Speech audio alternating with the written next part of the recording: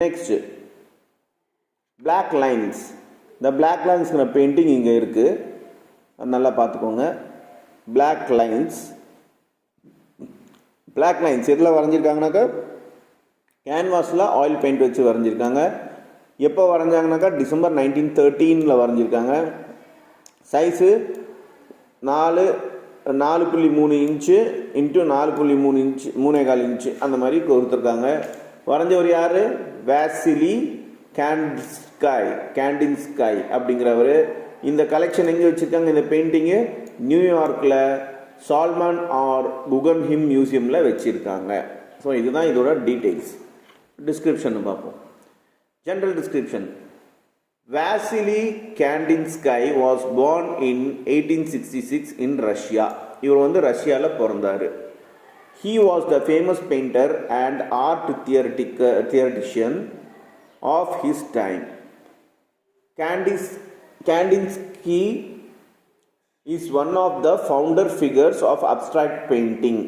He laid the foundation for non-representation art in his three important series: Impression, Improvisation and Composition. His works were combination of abstraction and geometric. He wanted painting to be abstract like music is. Accompanied contrast, yellow accompaniment, angular structure are some of his great works. His work has an enormous influence on the next generation of artists. சரி, என்ன சொல்கிறாங்கன்னா, இந்த Vasily காண்டின்ஸ்கை இவர் 1866 ரஷ்யாவில் பிறந்தவர். இவர் ரொம்ப ஃபேமஸான ஒரு பெயிண்டர். இவர் தான் பார்த்தீங்கன்னாக்கா இந்த அப்ஸ்ட்ராக்ட் பெயிண்ட்டுக்கே ஃபவுண்டர் அப்படிங்கிறாங்க. ஃபவுண்டர்னாக்கா அப்ஸ்ட்ராக்ட் பெயிண்ட்டை கண்டுபிடிச்சதுக்கு இவர் one of the reason founder அப்படிங்கிறாங்க.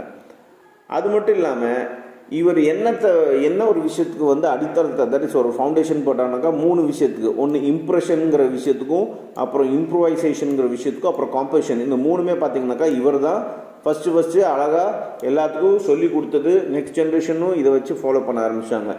இவரோடது பெயிண்டிங்லாம் பார்த்தீங்கன்னாக்கா, அதாவது wanted to paint the abstract like music. அவர் அப்ஸ்ட்ராக்ட் பெயிண்டிங் தான் நிறையா வரைஞ்சார். அப்ஸ்ட்ராக்ட் பெயிண்டிங்னா என்னன்னு சொல்லிடுறேன். ஒரே பிக்சருக்குள்ளே